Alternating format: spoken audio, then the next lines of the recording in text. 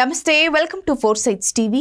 దేశంలోని మత్స్యకారుల అభ్యున్నతికి ప్రధానమంత్రి నరేంద్ర మోడీ ఎంతో కృషి చేస్తున్నారని కేంద్ర పశుసంవర్ధక శాఖ, పాడి, మత్స్యశాఖల మంత్రి పురుషోత్తం రూపాలా చెప్పారు. సాగర తీర రాష్ట్రాల పర్యటన కోసం చేపట్టిన సాగర పరిక్రమ కార్యక్రమంలో భాగంగా జువ్వలదిన్న ఫిషింగ్ హార్బర్ను ఆయన సందర్శించారు.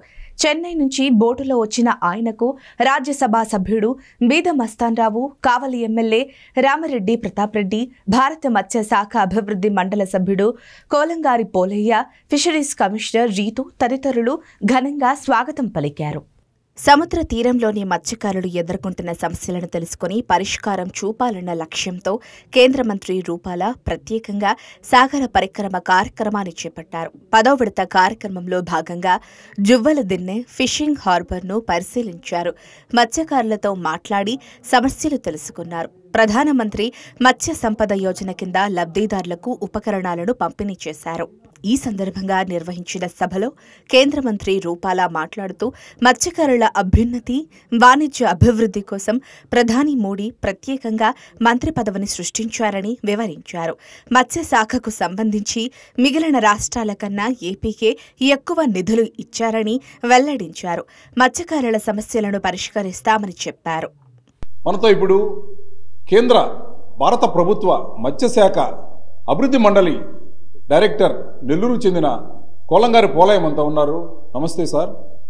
ఇక్కడ మనం చూసినట్టయితే మంత్రి ఓడరేవుల నుంచి మత్స్యకారులను కలుసుకునే కార్యక్రమంలో అనేక విషయాలు వెలుగులో చూసినట్టు తెలుస్తూ ఉంది. కీలకమైన అంశాలు ఏంటి? కేంద్ర ప్రభుత్వం ప్రతిష్టాత్మకంగా తీసుకున్నటువంటి పనిలో ఏదైతే ఫండింగ్ మన సహజ సిద్ధమైనటువంటి మత్స్యకారులకి ఫండింగ్ ఇచ్చే విషయంలో కింది స్థాయి వాళ్ళందరూ కూడా న్యాయం జరగాలనే ఉద్దేశంతో గౌరవనీయులు కేంద్ర మంత్రివర్యులు మత్స్యశాఖ కేంద్ర మంత్రివర్యులు రూపాలా గారు గత 3 నెలల నుంచి కూడా ఈ విధంగా సాగర్ పరిక్రమ పేరుతోటి దేశమంతా కూడా ఉన్నటువంటి పోర్టులు ఎక్కడైతే హార్బర్లు ఉన్నాయో అక్కడ కేంద్రంగా సాగర పరిక్రమ అంటే పడవల ఆధారంగా షిప్ ఆధారంగానే కంటిన్యూ రావడం, ఆ షిప్లో అక్కడికి రావడం, మళ్ళీ అక్కడి నుంచి అక్కడ ఉన్నటువంటి మత్స్యకారులను అందరినీ కూడా కలుసుకోవడం, దాని తర్వాత మళ్ళీ ఇంకొక ఏరియాకి మళ్ళీ షిప్ ఆధారంగా వెళ్ళడం. మంత్రి గారు మా నెల్లూరు జిల్లాకి అనేటువంటి జువ్వలదిన్నె హార్బర్ దగ్గరికి రావడం జరిగింది. అయితే దీని యొక్క ఉద్దేశము ఏంటంటే మత్స్యకారులకి ఇప్పటి వరకు కేంద్ర ప్రభుత్వం ద్వారా అంటే గత ప్రభుత్వంలో మత్స్యశాఖ సపరేట్గా లేదు. ఇప్పుడు గౌరవనీయులు ప్రధానమంత్రి మోదీ గారు మత్స్యకారులకు సంబంధించి సపరేట్గా మత్స్యశాఖ మంత్రి సపరేట్గా ఇవ్వడం జరిగింది. దీనిని ఇంకా ఇంప్లిమెంటేషన్ చేయాలనే పేరుతోటి మంత్రివర్యులు అన్ని రాష్ట్రాల తీరంలో ఉన్నటువంటి 9 రాష్ట్రాలు ఇట్లాగా అన్ని హార్బర్లకి అందరినీ కలుసుకునే భాగంలో ఈరోజు రావడం. అయితే ఇక్కడికి రావడం వల్ల ఇక్కడ ఉన్నటువంటి లోకల్గా ఉండే మత్స్యకారులు అందరం కూడా ఈరోజు కలవడం జరిగింది. కలిసి ఏదైతే ప్రధాన సమస్యలు ఉన్నాయో అవన్నీ కూడా వారి దృష్టికి వ్యక్తిగతంగా ముఖాముఖి పేరుతోటి అట్లా కలవడం జరిగింది. దీంతో ప్రధానమైన విషయాలు ఒకటొచ్చి తమిళనాడుకి సంబంధించినటువంటి కడలూరు బోటులు, హై స్పీడ్ బోట్లు మన రాష్ట్రంలోకి చొరబడి మన ఏదైతే లిమిట్ ఉందో 12 నాటికల్ మైల్ తర్వాత ఏదైతే అది వేట చేయాల్సిన పరిస్థితి ఉంది. పెద్ద బోటు కాబట్టి, పెద్ద వలలు, పెద్ద చేపలు దొరికేటటువంటి బోటు కాబట్టి, కానీ వాళ్ళకి అక్కడ చేపలు దొరకపోగా సహజ సిద్ధంగా ఉన్నటువంటి సముద్రం అంచులో ఉన్నటువంటి వాటిల్లో నిరంతరం వేట చేయడం, ఇక్కడ మత్స్య సంపదను మొత్తం కూడా వాళ్ళు తీసుకొని వెళ్ళిపోవడం జరుగుతూ ఉంది. వాళ్ళ దగ్గర ఉండే హై టెక్నాలజీ వలలతోటి ఇవన్నీ కూడా చేయడము. దాంతోపాటుగా ఈ మత్స్యకారులు ఎవరైతే అక్కడ లోకల్గా చిన్న పడవలతో వెళ్తున్నారో వాళ్ళని దాడి చేస్తున్నారు. వాళ్ళు కర్రలతోటి, బాంబులతోటి, చిన్న ప్రయోగాలతోటి వీళ్ళందరినీ ఇబ్బంది కలిగించడం చేస్తూ ఉన్నారు.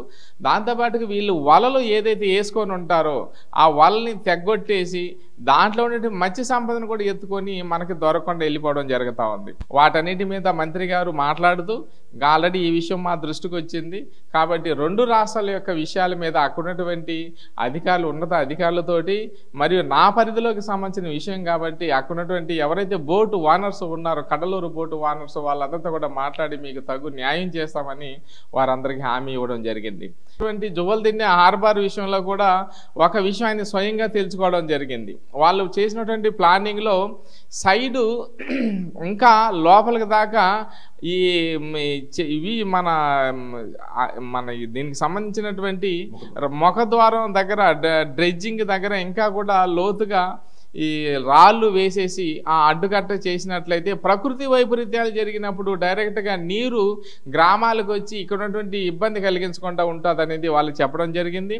ఖచ్చితంగా దీన్ని ఎవరైతే కాంట్రాక్ట్ ఇచ్చినారో వాళ్ళతో చెప్పి ఆ విధంగా నష్టం లేకుండా సైడ్ ఇంకా కూడా లోపలికి వేసి మీ అందరికి ఉపయోగపడేటట్టుగా చేస్తామని చెప్పేది. అని మత్స్యకారులకు సహకార సంఘాలను ఏర్పాటు చేస్తూ ఒక కీలక అభివృద్ధికర ప్రగతిని ప్రవేశపెట్టడం జరిగింది.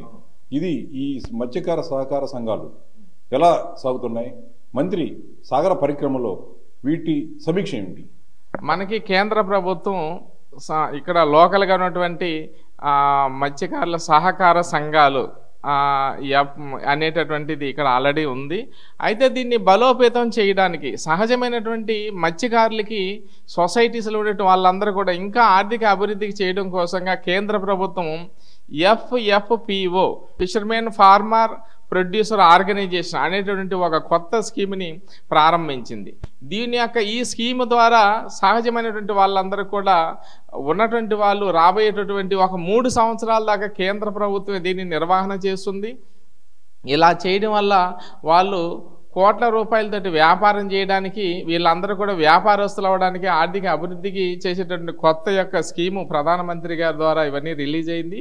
దాన్ని ఈరోజు మంత్రి గారు వారి చేతుల మీదుగా సర్టిఫికేటు ఇవ్వడం జరిగింది.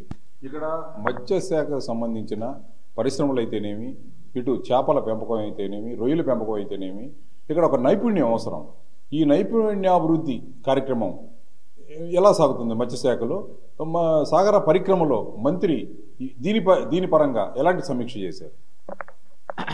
ఇలాంటి ట్రైనింగ్లు ఏదైతే ఉందో దీనికి సంబంధించి మంత్రి గారి దృష్టికి స్థానికంగా ఉన్నటువంటి వాళ్ళందరూ కూడా తీసుకెళ్లడం జరిగింది. ఇప్పటికే నేషనల్ ఫిషరీస్ డెవలప్మెంట్ బోర్డు ద్వారా ఇలాంటి ట్రైనింగ్స్కి ఎవరీ ట్రైనింగ్లు ఇట్లా రాష్ట్ర ప్రభుత్వం యొక్క సహకారంతో మత్స్యశాఖ రాష్ట్ర ప్రభుత్వంలో ఉన్నటువంటి మత్స్యశాఖ ఆధారంగా ఇవన్నీ జరుగుతుంటుంది. రాబోయే రోజుల్లో మిగతా వాళ్ళందరూ కూడా దీని విషయంలో ఖచ్చితంగా సపోర్ట్ చేస్తామని చెప్పడం జరిగింది. దీంట్లో భాగంగా సీవీడ్ కల్చర్కి సంబంధించిన ఒక కొత్త ప్రయోగం సముద్రపు నాచు అనేటటువంటి ఒక ప్రయోగాన్ని కూడా వారి దృష్టిలో తీసుకురావడం జరిగింది. వారు దీనినే ఖచ్చితంగా కేంద్ర ప్రభుత్వంలో ఉన్నటువంటి NFDB ద్వారానే మోడల్ ఒక ప్రయోగం చేసి ఆర్థిక అభివృద్ధికి మత్స్యకారులకు వేటకు వెళ్తున్నారు, వస్తున్నారు, మిగతా వచ్చేటటువంటి ప్రతి సంవత్సరం 2 నెలల బ్యాన్ పీరియడ్ ఏదైతే ఉంటుందో ఆ సమయంలో వాళ్ళ ఆర్థిక అభివృద్ధి చెందడం కోసం ఇది ఉపయోగపడుతుంది. కాబట్టి కేంద్ర ప్రభుత్వం ద్వారా దీన్ని ముందుకు తీసుకొచ్చి మత్స్యకారులందరికీ కూడా న్యాయం చేపిస్తామని చెప్పడం జరిగింది. మీరు ఈ సాగర్ పరిక్రమ ద్వారా ఆ శాఖ మంత్రిని ఓడర్ రేవుల నుంచి కానీ, మత్స్యకారులు వేట సాగించే రేవుల నుంచి కానీ, ఫిషింగ్ హార్బర్ నుంచి కానీ ఆ మంత్రి ఆయా మత్స్యకారులు ఉన్న ప్రాంతాలకు వెళ్ళి వారిని అందరినీ కూడా వారి అక్కడి స్థితిగతులను తెలుసుకునే ఈ విధానాన్ని కేంద్ర మంత్రి పురుషోత్తం రూపాల అంకితభావంతో నిర్వహిస్తున్నారు. సతీ సమేతంగా ఒక కుటుంబ సభ్యుడిగా వెళ్ళే మంత్రికి ఆత్మీయ స్వాగతం లభిస్తుంది. మత్స్యకారులంతా కూడా మునుపెన్నడూ లేని విధంగా స్వయంగా కేంద్ర మంత్రి తమ ప్రాంతాలకు రావడం, ఆప్యాయంగా పలకరించడం, సమస్యలను తెలుసుకోవడం, వాటి పరిష్కారం దిశగా వాస్తవమైన చర్యలు చేపట్టడం వంటి అంశాలు ఇక్కడ సాగర పరిక్రమ ప్రతిష్టను పెంచే క్రమం కొనసాగుతూ ఉంది. ఇక్కడ మనకు కోలంగారి పోలయ్య మత్స్య సంక్షేమ సమితి ద్వారా ప్రాతినిధ్యం వహిస్తూ ఇటు సహాయ మంత్రి, కేంద్ర సహాయ మంత్రి మురుగనుకు అత్యంత ముఖ్యులు. వీరు తనకున్న అవకాశాన్ని సద్వినియోగం చేసుకుని మత్స్యకారుల సమస్యలను వారి ముందు ఉంచేందుకు ప్రయత్నం చేస్తున్నారు. కెమెరామ్యాన్ విజయ్తో శ్రీధర్, ఫోర్సైట్ టీవీ, నెల్లూరు.